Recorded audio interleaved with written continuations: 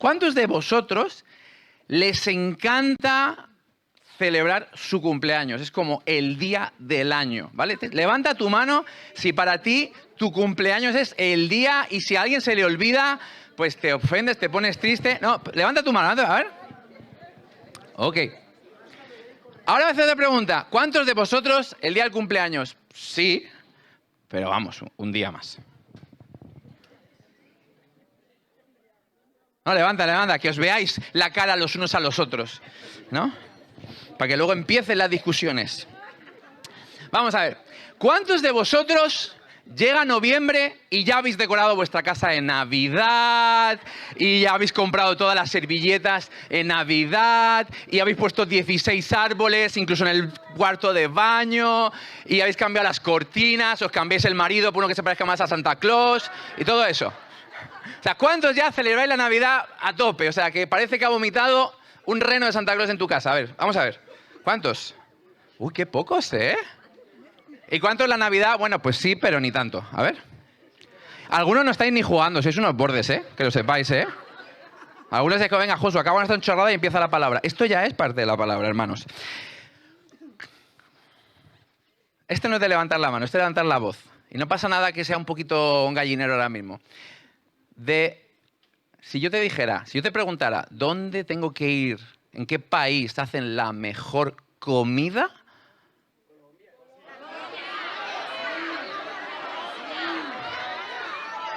¿Dónde hacen la mejor comida?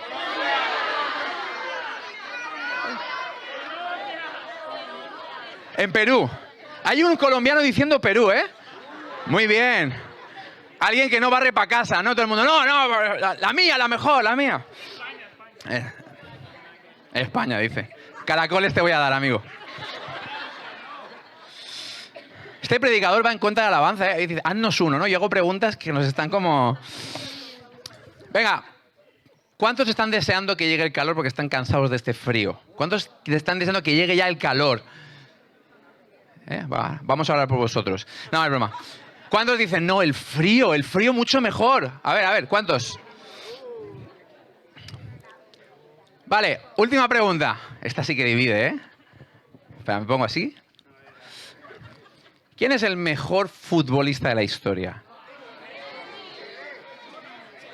No, di la verdad, di lo que piensas. Jesús no juega fútbol, hermana. ¿Sí, Darian? ¿Darian es mejor Messi? ¿El mejor? ¡No! Bien, muy bien, Darian. Familia, ¿cuál es la diferencia entre juzgar y opinar? ¿Lo has pensado alguna vez? ¿Que son líneas no tan claras? ¿Cuál es la diferencia entre opinar y juzgar? Opinar es manifestar una idea, es te doy mi opinión, pero no lleva implícito que mi opinión sea la correcta. Te doy mi opinión, esta es mi opinión y ya está, pero no asumo que por que sea mi opinión sea lo correcto. En cambio, juzgar es llevar tu opinión un poquito más allá. Esto es lo que opino, pero lo que opino es lo correcto. Y me pongo a un nivel intelectual superior al tuyo, donde yo te digo, no, es que estás equivocado.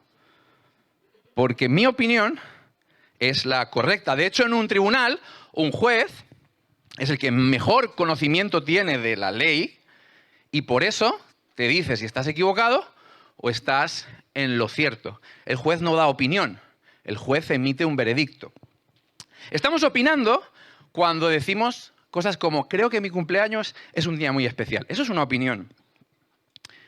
Pero estamos juzgando cuando decimos, creo que las personas que no celebran su cumpleaños tienen un problema y deberían hacérselo mirar. Parece chiste, pero yo he tenido esa conversación. Yo soy de las personas que mi cumpleaños intento, sí, lo celebro, pero no me apasiona. Y cuando me encuentro de frente con alguien que piensa que el cumpleaños es el mejor día, eso es porque tienes algo sin resolver, ¿eh? Opinar es creer pues, que la Navidad es una fiesta bonita, pero que me da un poquito de pereza tanta decoración y tanta cosa, ¿no? Eso es una opinión. Juzgar es creer que las personas que decoráis la casa en noviembre pues, no tienen nada mejor que hacer con vuestra vida. Opinar es pues, pensar que la mejor comida que yo nunca he probado es la comida mexicana. Juzgar es pensar que los que no pensáis que la comida mexicana es la mejor, es que nunca habéis probado la comida mexicana de verdad. Opinar es pensar que en el frío estoy más cómodo y me gusta más que el calor abrasador y chorreante que tenemos en Mallorca, que te duchas y sales, no sabes si te estás ya secando el agua o el sudor. Eso es una opinión. Creer que las personas que aman el calor no saben lo que dicen es un juicio. Opinar que Cristiano Ronaldo estuvo peor rodeado que Messi y tiene más Champions es una opinión. Pensar que porque yo pienso eso no tengo ni idea de fútbol es juzgar. En la opinión manifiesto una idea, pero cuando juzgo me posiciono por encima de las demás opiniones, me coloco en un plano superior porque yo conozco la verdad, tú no, y emito un juicio sobre esa persona. Y pensando en todas estas cosas, vamos a leer el juicio de Jesús. Porque hoy estamos ya entrando en la Semana Santa ahí en el carril. Hoy vamos con el juicio, la semana que viene vamos con la crucifixión para terminar en la resurrección dentro de 2 semanas, en el día de Semana Santa. Pero vamos a ir paso a pasito. Lucas 22, versículo 63. Si quieres, vamos a leerlo juntos para que tú mismo también puedas ver este tipo de cosas. Te doy tiempo mientras veo un poco.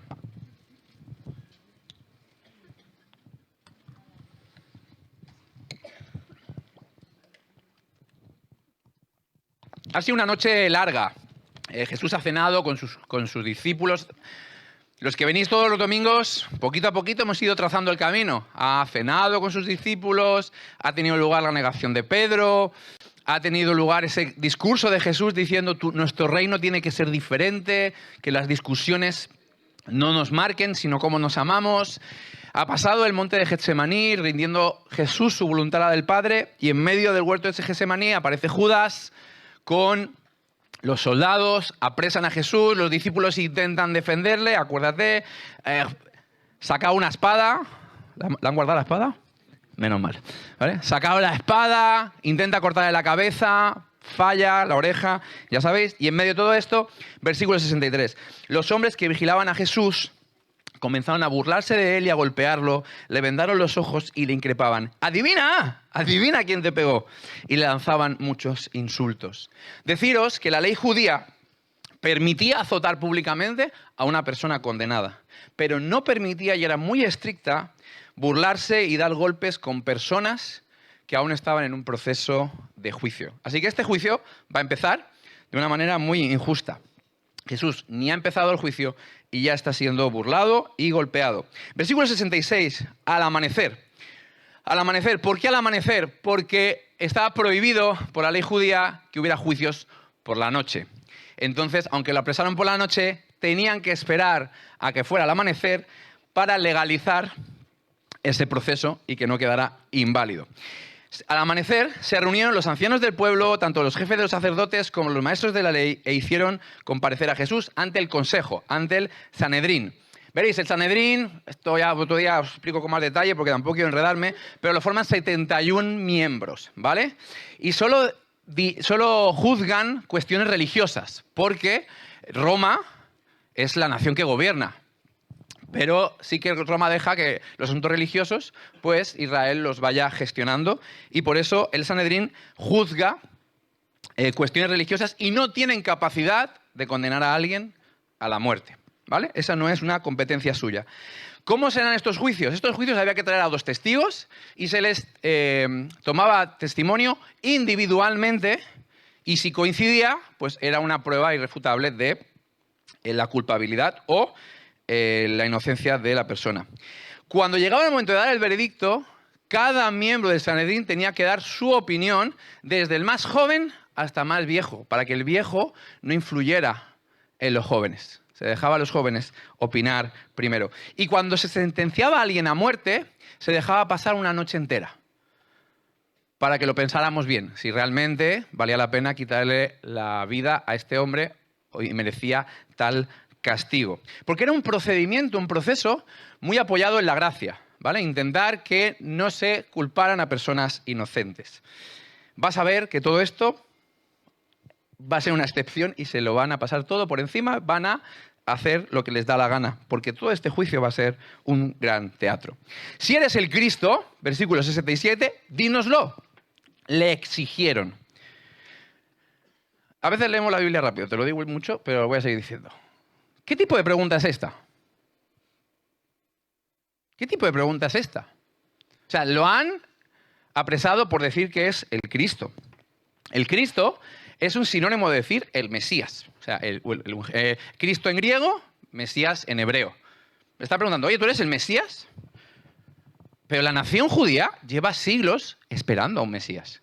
De hecho, que llegue un Mesías es una excelente noticia. Significa que el reino de Dios se ha acercado, que la libertad está cerca, que ha venido a dar vista a los ciegos, ¿sabes? Es una gran noticia. De hecho, Jesús se ha enfrentado a esta pregunta varias veces en el Evangelio y siempre es en contexto bueno. Cuando Él habla con sus discípulos, ¿quién decís que soy? El Mesías. Perfecto, Pedro, muy bien, esto te lo ha revelado Dios mismo. Los discípulos de Juan, oye, ¿eres tú el Mesías, el que había de venir? Y Jesús, bueno, mirad mis obras, veréis que sí que lo soy. La mujer samaritana, no, está por venir un Mesías, ¿eres tú? Sí, yo soy el Mesías.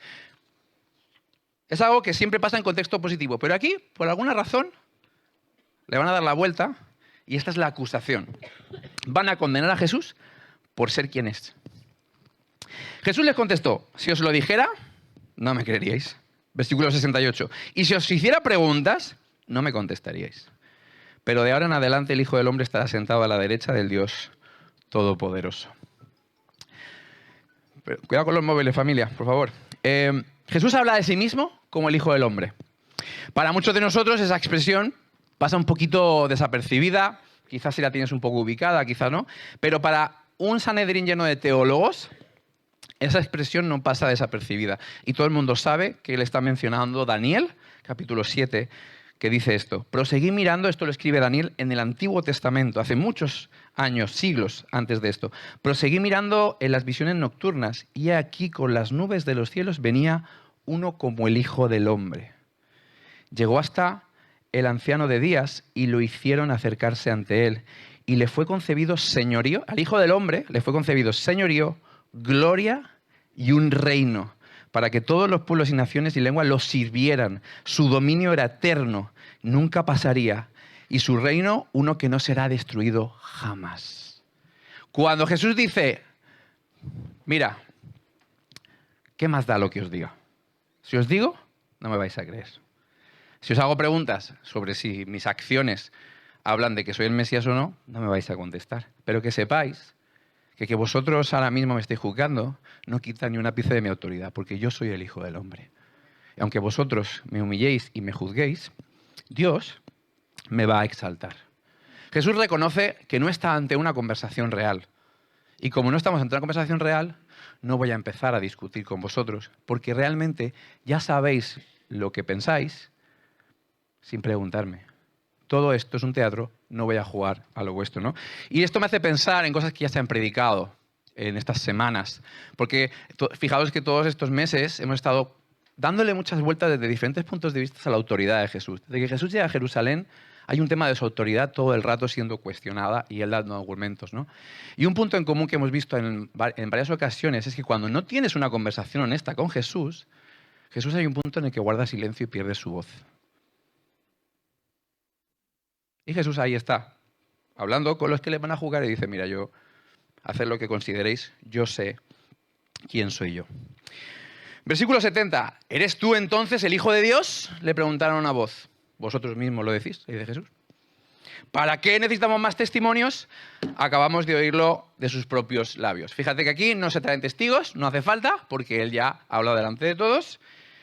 Y con estas palabras condenan a Jesús, también saltándose el protocolo de, bueno, ahora que cada uno emita su juicio. Listo, ya está, era lo que queríamos, fuera. Versículo 1 del capítulo 23. Así que la asamblea en pleno se levantó y lo llevaron a Pilato. ¿Por qué? Porque te lo he dicho antes, no tienen capacidad para ejecutarlo. Necesitan pedirle a Roma que tome cartas en el asunto. Y comenzar la acusación con estas palabras. Hemos descubierto a este hombre agitando nuestra nación, se opone al pago de impuestos del emperador y afirma que él es el Cristo, un rey. 3 acusaciones. 3 acusaciones de las que no venimos hablando en el... O sea, acaba de tener un juicio y no le han preguntado por estas cuestiones. Fíjate cómo ellos están manipulando el juicio. Agitan la nación, eso es correcto. La verdad es que es cierto. Los 3 años de Jesús han agitado a la nación, pero no como Pilatos a lo mejor interpreta.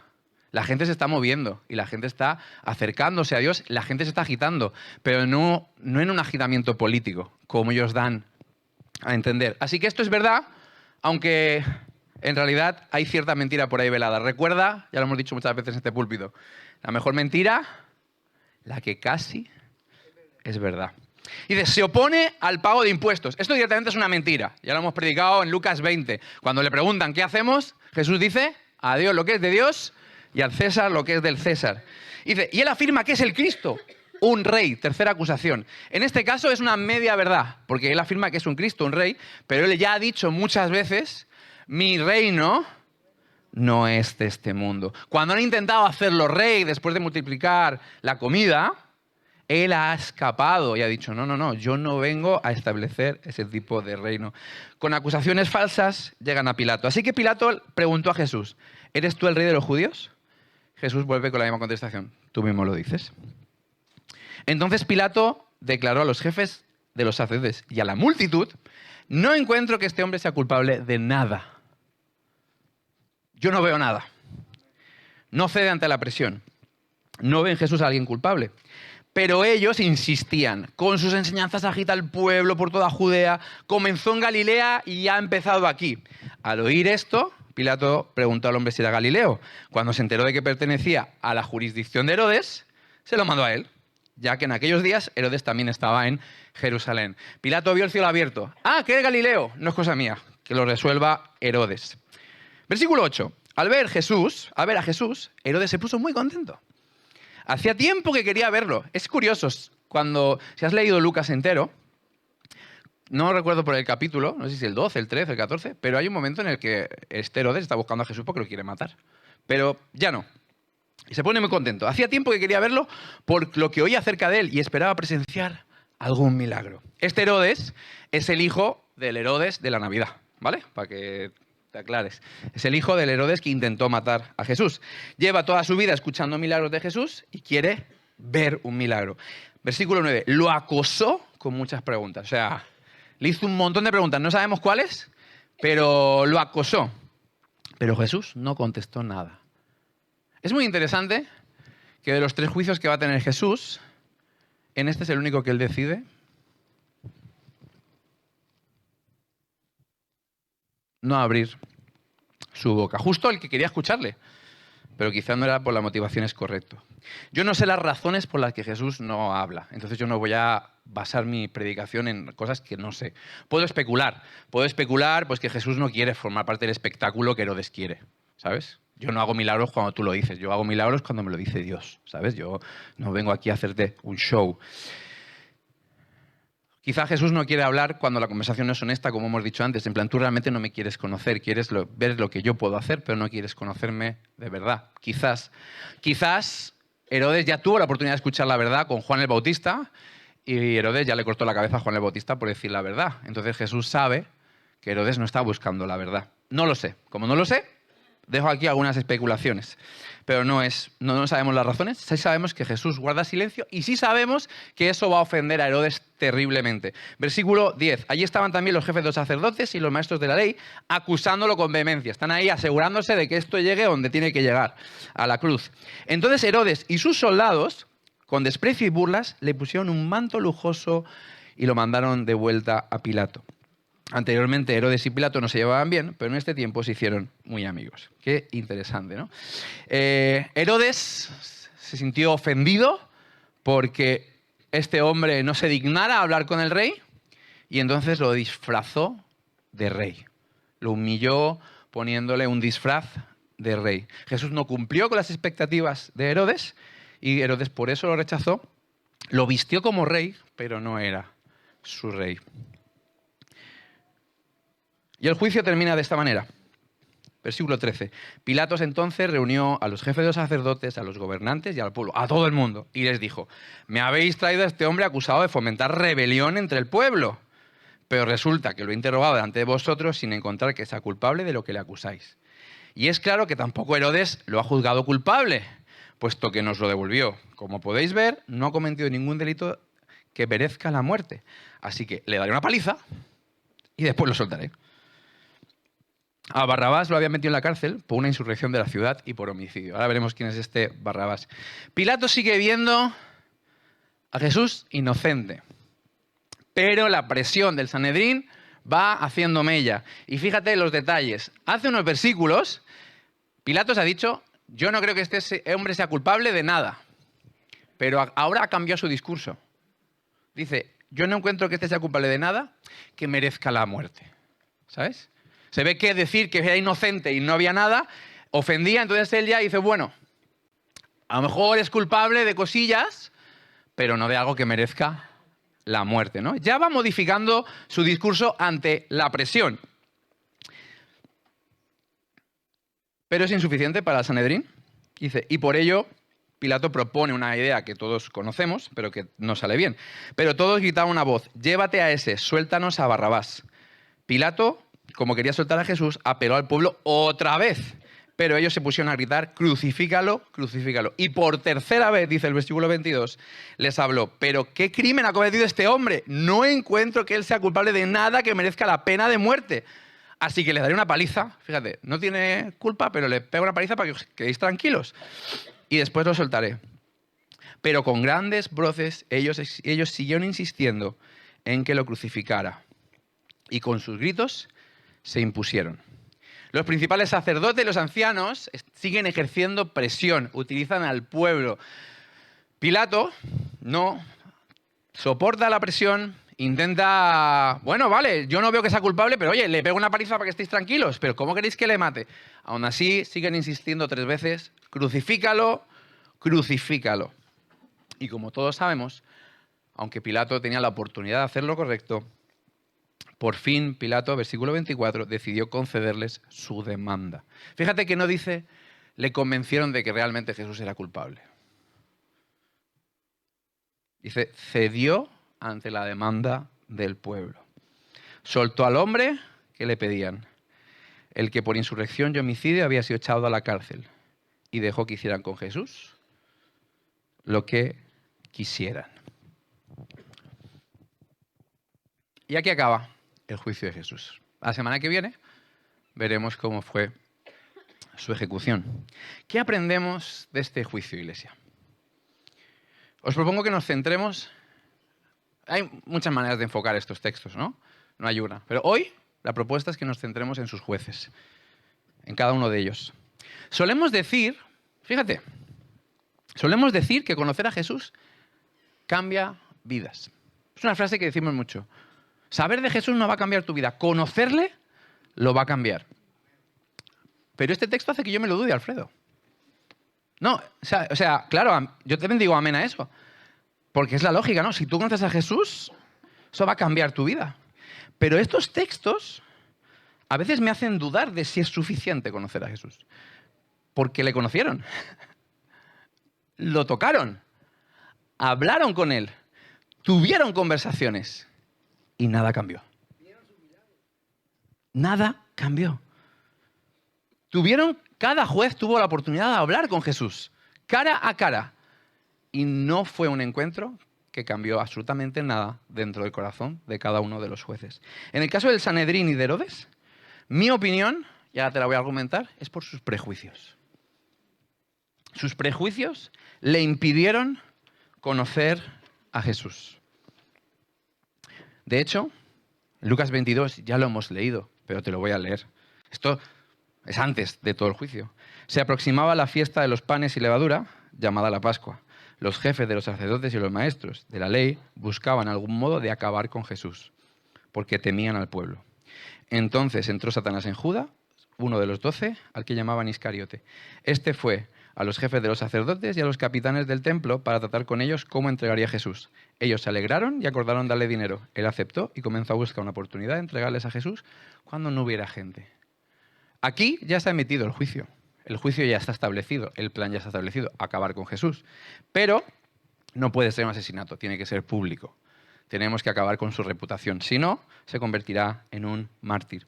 Antes os he dicho que opinar es manifestar una idea y que juzgar es ponerme en un nivel superior y creer que mi opinión es la correcta y emitir un juicio sobre una persona o sobre un hecho.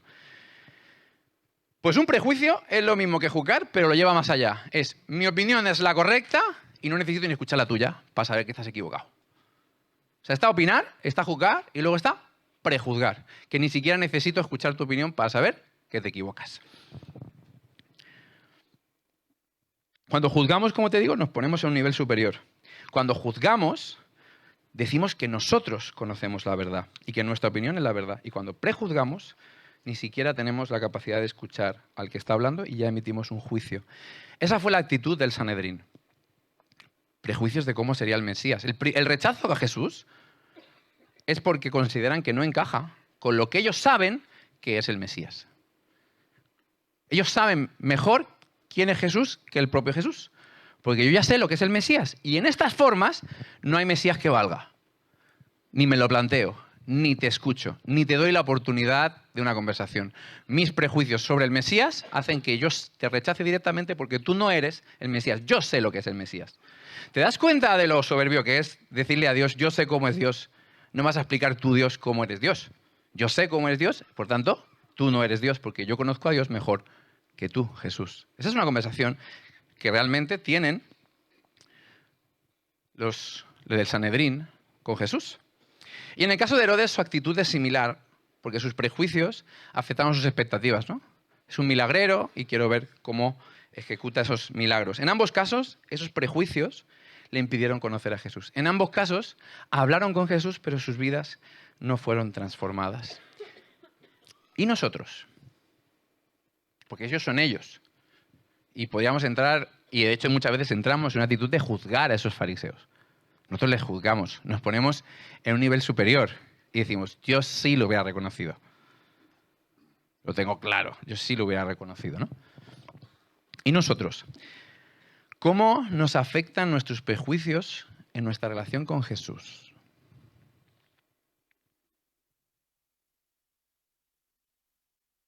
Hago algunas preguntas, no son todas. Cuando me acerco a la Biblia, a leerla, ¿estoy dispuesto a escuchar la voz de Dios? ¿O tengo una opinión y busco esos versículos que apoyan mi opinión? Yo ya tengo una opinión sobre la cuestión que quieras. Y cuando leo la Biblia, pues veo esos versículos que me dan la opinión. O realmente me acerco a escuchar la opinión de Dios. De hecho, te hago la pregunta, ¿cuándo fue la última vez que cuando leíste la Biblia cambió tu opinión sobre algo o alguien?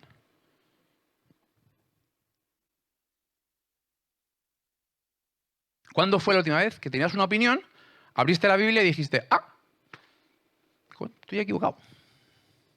Voy a tener que perdonar a mi hermano. Mi hermano tenía razón. Me ha hecho una grave, pero aquí la Biblia dice que tengo que perdonarle. ¿Cuándo fue la última vez que leíste la Biblia y te hizo cambiar de rumbo? ¿Cómo es tu relación con Dios? ¿Estás de acuerdo en todo? Porque si estás de acuerdo con todo, yo te lo dejo para que tú lo pienses. Pero Dios no es un Dios cómodo. O sea, tiene cosas muy cómodas y tiene otras que no tanto. ¿Estás siempre de acuerdo con Él? Realmente creo que si siempre estás de acuerdo con Él, no sé qué nivel de honestidad hay en tu conversación, que hay en nuestras conversaciones con Él. No es una ciencia exacta, son preguntas que te lanzo y realmente cada uno tiene que reflexionar sobre su vida, ¿no? Qué error sería que esta aplicación acabe siendo yo el que juzga a vosotros, ¿no? Qué irónico, no es el planteamiento, son preguntas para pensar durante la semana, ¿no? ¿Cómo nos afectan nuestros propios prejuicios con la relación entre nuestros hermanos? También me he hecho esa pregunta, ¿no? Vale, ¿cómo me afecta con mis prejuicios con Dios? Yo ya sé cómo es Dios y muchas veces no estoy dispuesto, no de manera maquiavélica, pero muchas veces ya tengo mi opinión formada sobre Dios. Llevo muchos años en esto, ya sé lo que creo, ¿no? Sin dejar que Dios siga transformando alguna de mis ideas, ¿no? Pero también cómo me afectan los prejuicios a las relaciones con mis hermanos. De hecho, ¿cuántos llevan ¿Cuántos tenéis la agenda por ahí? Me gustaría que mirarais en una de las páginas. Supongo que el que lo maquetó, recordar que en la agenda, para aquellos que la tenéis, la estáis usando, se rellenaron también con frases de la propia jornada de iglesia. ¿Os acordáis? La jornada de iglesia, hicimos minigrupos y se salieron unas conclusiones. Y supongo que no es casualidad, aunque puede ser, que justo la frase para reflexionar hoy sobre cómo ser iglesia es no tener prejuicios hacia el otro. Que es como, ¡buah! Pues te has quedado sembrado, ¿sabes? Como iglesia, como familia, ¿opinamos o juzgamos las circunstancias de nuestros hermanos? ¿Cuál es tu opinión? ¿Opinamos o realmente juzgamos y prejuzgamos? Te pongo algunos ejemplos. ¿Cuál es nuestra actitud ante las diferentes formas de expresión espiritual que tenemos aquí? Cuando hacemos una jornada de bienvenida, muchos no habéis venido a escucharla, pero lo que más solemos decir, una de las cosas que hacemos énfasis, es que esta iglesia es una iglesia multicultural, es una iglesia con muchas sensibilidades, y le decimos a la gente, no vengas a imponer tu doctrina y nosotros tampoco te impondremos la nuestra. Vive la fe como consideras que la tengas que vivir, pero no se la impongas a tus hermanos, ¿no? Pero ¿cómo es nuestra actitud cuando el hermano de al lado expresa su espiritualidad diferente a ti? ¿Realmente soy capaz de ver que eso es una manera de adorar a Dios igual que la mía? O digo, ya podía dar un par de palmas a este hermano. O al revés, ya podría estarse un poquito quietecito, que está ahí. ¿Cuál es nuestra actitud cuando otra persona expresa la espiritualidad diferente a la que yo creo que es la correcta? ¿Hay formas más correctas que otras? ¿Tengo la misma actitud ante la predicación? Da igual el predicador que esté aquí.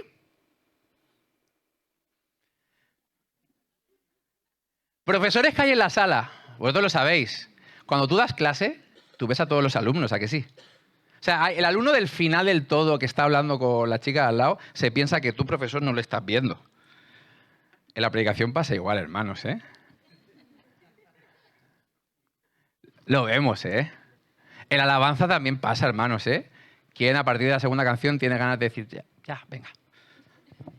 Y no pasa nada, ¿eh? Precisamente es la riqueza de ser diferentes. No pasa nada. Pero ¿soy así siempre? ¿O dependiendo de quién dirige la alabanza, tengo más ganas o menos ganas? Dependiendo de quién predica, tengo más ganas o menos ganas. Te pregunto. Desde este púlpito, desde el liderazgo, muchas veces lanzamos propuestas. ¿Cuál es tu actitud ante esas propuestas? ¿Las pruebas o dices, bah? Por ejemplo, hemos dicho, oye, que este año sea un año de tomar apuntes. Cómprate tu agenda y hagámoslo juntos. Te pregunto, dijiste, ay, qué interesante, nunca lo he hecho, qué pereza, pero oye, voy a probarlo. O, bueno, una moda más. Ya veremos en 2026 qué se inventan. ¿Cuál es tu opinión cuando sale una propuesta como esta? Cuando decimos, oye, invita a comer a tu hermano, que nos conozcamos un poco. ¿Realmente te lo planteas como algo que deberías hacer? O, bueno, a ver si dejan ya de insistir con estas cosas. Venga, tengamos un tiempo en minigrupos. Discutamos de la palabra. Bueno, me incomoda mucho hablar con otros, pero voy a probarlo. O, bueno, pues nada. A ver si pasa esta parte y terminamos la reunión. ¿Cómo es tu actitud con las propuestas que hacemos? Dices, oye, voy a probarlo. O dices, bueno, yo esto ni me lo planteo. Hace un año, más o menos, estuve predicando aquí sobre nuestra cultura. No sé cuántos estabais aquí, porque la iglesia es muy cambiante y viene mucha gente nueva constantemente, pero hace un año estuve predicando sobre las culturas, no sé si lo recordáis, hablando de que teníamos que intentar juntos crear una nueva cultura, ¿no? ¿Cómo vas con eso? ¿Cómo vas con esos retos que se lanzó hace un año? ¿Realmente ha cambiado la gente que pasa por tu casa a comer? ¿O siguen pasando la misma nacionalidad y la misma edad? Si hiciéramos una foto de la sala y la marcáramos por colores, por edad y por nacionalidad, ¿qué tipo de dibujo saldría? ¿Mezclado? ¿O podríamos hacer divisiones? Y mira, estos todos tienen el mismo color, estos todos tienen... ¿Me entiendes? Si cada uno de vosotros asignáramos un color por nacionalidad y por edad, ¿Cómo saldrían estos dibujos? ¿Mezclados? ¿O podríamos dividir la iglesia por secciones? ¿Cuántas personas diferentes a ti? Diferentes, ¿eh? Nacionalidad, opinión, edad, te has acercado en el último año desde esa predicación, por ejemplo.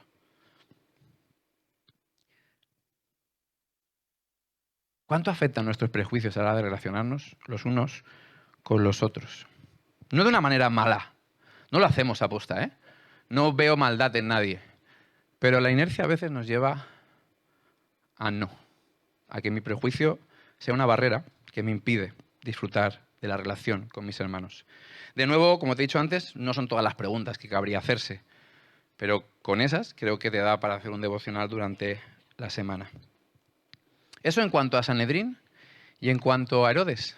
Pero también está Pilatos. Y Pilato también tuvo 2 conversaciones con Jesús, pero su vida no fue transformada. En el caso de Pilato, tengo la manía de meter una S al pobrecillo. En el caso de Pilato, no quiso aceptar el precio de hacer lo correcto. Pilato cree, y lo dice 4 veces, 5 veces en el texto, este hombre es inocente, pero no tiene el valor de decir la verdad. ¿Por qué? Porque tiene miedo a ser juzgado. No, porque tiene miedo a ser juzgado. Fíjate, él no quiere emitir un juicio sobre Jesús, pero no quiere que su actitud provoque un juicio hacia sí mismo. Y es, yo quiero dejar libre a Jesús, pero sin ser juzgado. Quiero hacer lo correcto, pero que no me juzguen por ello. Pilato tiene un problema en su cabeza porque sabe que si suelta a Jesús, será juzgado por el pueblo. Pero si lo mata, será juzgado por su propia conciencia. Y ese es el conflicto de Pilato. Quiero dormir por las noches y no juzgarme a mí mismo por haber matado a un inocente, pero quiero dormir por las noches porque no tengo un pueblo que me juzga y me rechaza como su gobernante. Y esa es la tensión interna de Pilato que le lleva al camino más cobarde, lavarse las manos, para dejar su conciencia tranquila, pero dejar al pueblo tranquilo y no recibir juicio de ninguno de los lados. No sabemos si de su conciencia realmente le funcionó, pero con el pueblo vemos que sí. Y a nosotros, te pregunto, ¿cómo nos afecta el juicio de los demás? ¿Somos capaces de hacer lo correcto a cualquier precio? Te pongo un ejemplo, y quizás un poquito más para hombres, ¿eh? ¿Soy capaz de salirme de ese grupo de WhatsApp en el que no debería estar? ¿En el que se envían imágenes que mi móvil no debería recibir? ¿O es que salirme generaría mucha incomodidad? Lo silencio, no quiero verlo, pero salirme genera mucha incomodidad con mis compañeros de trabajo. Muchas explicaciones. ¿O hago lo correcto? ¿Soy capaz de hacer lo correcto aunque eso genere juicio? ¿Soy capaz de salir de una dinámica con mis amigos que no es buena el primero? ¿Soy capaz de ser el primero de decir esto que hacemos no está bien? Aunque eso pueda provocar juicio. La semana pasada, en la asamblea, Óscar nos hizo un informe pastoral muy interesante. Y uno de los temas que mencionó es que en la iglesia hay murmuración. Se está murmurando de los demás y del liderazgo. ¿Seremos capaces de hacer lo correcto? ¿Seremos capaces de salirnos de la conversación cuando la conversación cruce la línea de la murmuración? ¿O callaré para no ser juzgado? ¿Tendré el valor de hacer lo correcto? ¿O el juicio de los demás hará que yo me lave las manos? Porque no quiero ser el primero que pague el precio de hacer lo correcto. Porque esa es un poco la actitud de Pilatos. Y déjame que acabe esta predicación mencionando a la persona más importante de este relato, que es Jesús. Porque Jesús, en medio de todo esto, siendo autoridad, está siendo juzgado. Y nos enseña a guardar silencio cuando uno es juzgado, ¿no? Nos enseña a descansar en Dios y en que Dios ya lo exaltará en su debido momento. Y pasa por el proceso sin justificarse, sin intentar salir vivo de ello. ¿Por qué? ¿Por qué Jesús no hace nada? Porque es necesario pasar por la cruz. Pero eso, la semana que viene. No quiero adelantarme. Pero sí añadir un último concepto. Hemos estado hablando de juzgar y de prejuzgar. Pero, ¿cuál sería la actitud contraria a estas cosas? A juzgar y prejuzgar. ¿Cuál diría que es el contrario? Mi opinión. Empatizar. Creo que cuando empatizas, no juzgas. Creo que son incompatibles. Cuando soy capaz de empatizar con alguien, ya no juzgo, porque lo entiendo. Empatizar es ponerme en el lugar del otro, pero muchas veces no entendemos la profundidad de lo que implica empatizar. Porque muchas veces empatizar lo relacionamos con dolor y sufrimiento. Y todos queremos ser personas empáticas, que vemos el dolor y sufrimiento y nos acercamos al dolor y al sufrimiento. Pero empatizar es ponerse en el lugar de la otra persona en muchas más áreas que no solo sea el dolor y el sufrimiento. Empatizar es aceptar que tú celebras tu cumpleaños de tu manera y yo a la mía. Eso es empatizar. Mira, pues yo me encanta, entonces no voy a cambiar, pero a ti te encanta menos, pues no voy a exigirte cambiar, no te voy a montar una fiesta sorpresa aunque no... No, te tiene que gustar, tío, ¿para qué la montas? ¿Para mí o para ti? Empatizar es entender que mi manera también es lícita. Empatizar es intentar ver pues, que la Navidad, cada uno tiene su punto de vista y no menosprecio la de los demás. Empatizar es aceptar pues, que a ti te gusta un tipo de comida y a mí me gusta otra. Empatizar es aceptar que lo que a mí me molesta, el calor, no tiene por qué molestarte a ti. Empatizar es aceptar que a ti te gusta un tipo de futbolista y a mí otro. Empatizar en el matrimonio es valorar que mi mujer descansa de una manera diferente a la mía y no querer que descanse todos los dos de la misma manera. Eso es empatizar. Y muchas veces emitimos juicio dentro del matrimonio. Míralo, está ahí jugando un videojuego, eso no es descansar. Háblalo, pero a lo mejor... Ay, ¿qué más te da ir a una cafetería así, una cafetería así? Pues sí, cambia mucho. Empatizar es aceptar que esta cafetería, que vale el doble, es mucho más agradable que la otra, aunque yo no lo vea. Eso es empatizar. Entender que esto relaja más que cualquier cafetería, que es un café, lo podemos tomar en casa. Empatizar en un matrimonio es esforzarme por entender y abrazar las prioridades de mi pareja como si fueran las mías. Eso es empatizar también, no solo el sufrimiento. Empatizar es dar espacio a los miedos de mi pareja y darle valor sin ridiculizarlos. Vaya tontería que tengan miedo por la noche si estoy trabajando de noche. ¿Qué va a pasar? Estamos en Mallorca. No, es empatizar con sus miedos, es abrazar sus sueños y luchar por ellos como si fueran míos. Eso es empatizar, no solo estar con el que sufre, sino realmente valorar la opinión, los miedos, los anhelos de la otra persona y ser capaces de verlo desde su perspectiva o al menos aceptarlos. Empatizar en la iglesia es alegrarme cuando la alabanza no me gusta porque a mi hermano la está disfrutando. Alegrarme en la iglesia es disfrutar de la predicación aunque no me guste el predicador porque otros están siendo bendecidos. Valorar en la iglesia es aceptar que tu criterio es tan válido como el mío. Valorar en la iglesia es empatizar en la iglesia es valorar que tu cultura es tan válida como la mía y no una falta de respeto. Empatizar en la iglesia es tener el valor de hacerme ciertas preguntas y dejar de exigir que la gente me entienda.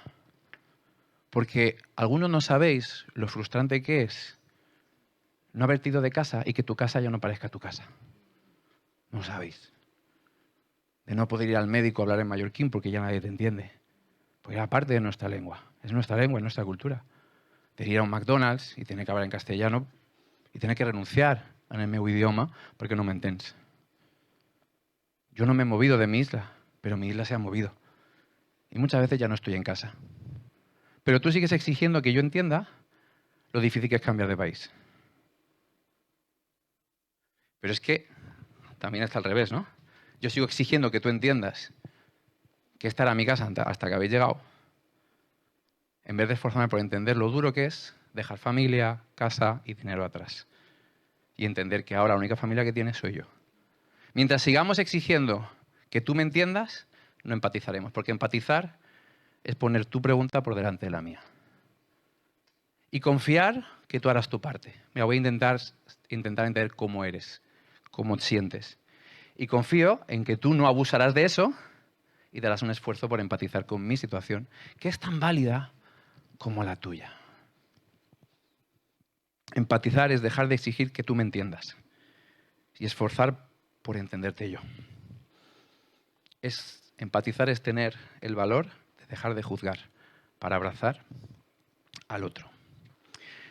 Y te pregunto, ¿no es Jesús una demostración del mayor acto de empatía?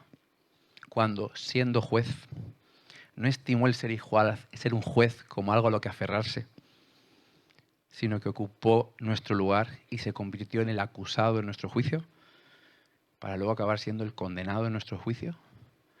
¿No es Jesús el mayor acto de empatía del mundo? Que siendo juez, acabó siendo el condenado y dejó que los condenados le juzgaran. Familia, ¿cómo puedo empatizar más y juzgar menos? Te voy a dar un consejo que a mí me ayuda. Y estoy a años luz de estar donde debería estar. Creo que la oración. O sea, me he dado cuenta que cuando yo oro por alguien en mi casa, voy a orar por esta persona. Voy a orar de verdad por esta persona, que me cae mal, que me ha hecho daño durante la semana.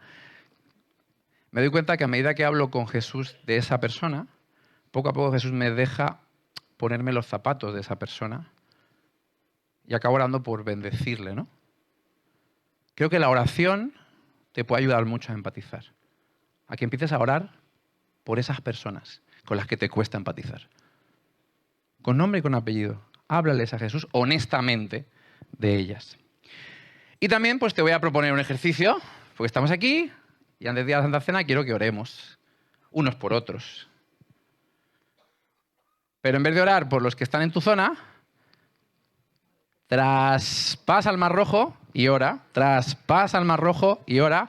Muévete, que no ores por nadie que está en tu cuadrante de sillas. Hay varios cuadrantes. No ores por nadie que esté en tu cuadrante. Búscate otro cuadrante. Y te pido que podamos orar los unos por los otros, por estos temas, y luego vamos a ir con la Santa Cena, ¿vale?